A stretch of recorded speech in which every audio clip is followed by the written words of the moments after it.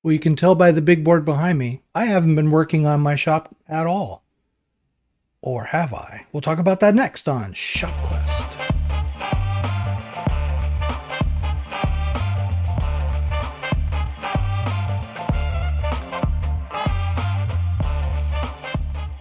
Hey, welcome back to the channel. My name is Kevin. This is Shop Quest, and that's the big board back there. It says I'm doing a 100K in 1 year challenge, and that's true. I'm doing some other things too. I'm also selling zero so far. 3 weeks into my challenge, no sales. Why? Probably because there's really no products listed. That could be it. That could definitely be it.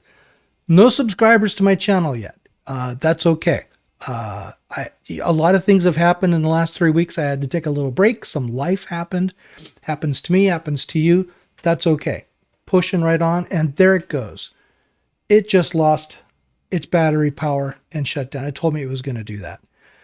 Oh well. But that's not what we're doing.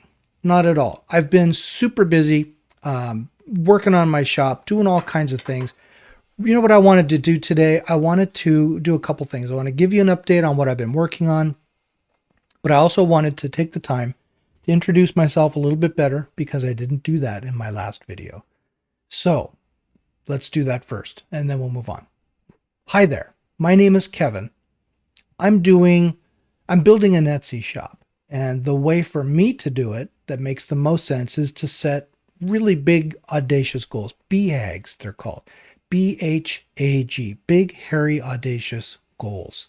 So I'm a big fan of BHAGs, and that's what I'm doing. I'm working on a $100,000 in 1 year starting from zero. No customers, no products. Most importantly, no experience. No prior experience, y'all. When you see some of the folks, the good folks on YouTube who are making videos also, and they're saying, you can make, X number of dollars a day or a month or what have you. They could be right, and maybe they are. There's possibility. If I didn't think they were making good money, I wouldn't be doing this. But one of the things I'm not seeing a lot of is folks telling you they're starting from zero. And, there's a lot more work that goes into this in the front end if you're starting from zero and you have no experience. No mistake. So, what I bring to the table, you can probably tell by the color of my hair. I have been around. In fact, I've had a long career in sales, corporate sales, in technology. And that's kind of what I bring to the table is the perspective of somebody who's been there, done that in the sales world. Not like what I'm doing here. This is new, but I have a lot of experience with technology and with corporate sales. I've sold to small, medium businesses. I've sold to big businesses. I've sold to Fortune 1000s. I've sold to Fortune 500s. I've sold to global accounts, government, you name it. There's been a point in my past when I've probably been involved in sales or supporting sales for that effort. So that's what I do. I started out in the technology side of things. I was a systems. I actually spent 10 years in the Navy. Wow, that was a long time ago. But I spent 10 years in the Navy in the submarine service. And then I got out and I went straight away into technology as an instructor. So I'm very conscious of the fact that I keep saying, which is a terrible thing for an instructor to do. I should just say nothing. If I need a moment to collect my thoughts, just say nothing. That's the best way to do it. Anyway, my name's Kevin. I'm doing an Etsy challenge. I have a background in technology and sales and teaching, which is really my heart. I love teaching. And, I found myself suddenly not in corporate sales anymore as of about 6 months ago. I was one of those lucky people who got laid off. And because I'm in sales, you can look down the road and you can see salespeople are going to be replaced by AI. I'm going to do a whole video on AI and kind of talk about that. I've been using it a lot in my research, figuring out how this whole Etsy thing works. And It's been great, but it's also going to replace a lot of people. My hope is if you're just starting out, or maybe you're like me and you found yourself no longer in the corporate world for whatever reason, maybe this is an opportunity for you to begin something new as well. And I hope that these videos might find you and that you might find value in them and be encouraged, because I do think this is possible to be very successful if you have the right mindset. So what have I been doing? Well, it started with tear down the office, paint the walls, buy some audio video equipment, which, none of this is stuff you need if you want to start an Etsy shop. That's all for the creation of videos. If I were focusing just on the Etsy stuff, I'd be much further down the road, but I like to do this. So I'm doing it all together at the same time. Tell you what, let me show you over on the other monitor some of the stuff that I've been doing. All right. And I've been using AI for this heavily. So going back a couple of weeks ago, I was talking to ChatGPT and asking it questions about what's the right way to go about doing the things that need to be done. What's the process? What are the tools to do the process right? And more importantly, not just what data to gather, but why. Why do I want to look at specific things? And I got this report that I made, and it's all good. And it drew me a picture. Sorry, I keep hitting the microphone. Drew me a little picture. Etsy niche research process, which, as you can see, it has to do with research and different tools involved in research. And that was my first pass. And since then, I've kind of rethought about that. And, I have a new report. I am not going to leave or read through this report right now. This would bore everybody to death. But the idea is that you go through some keyword research first. I am currently using Etsy.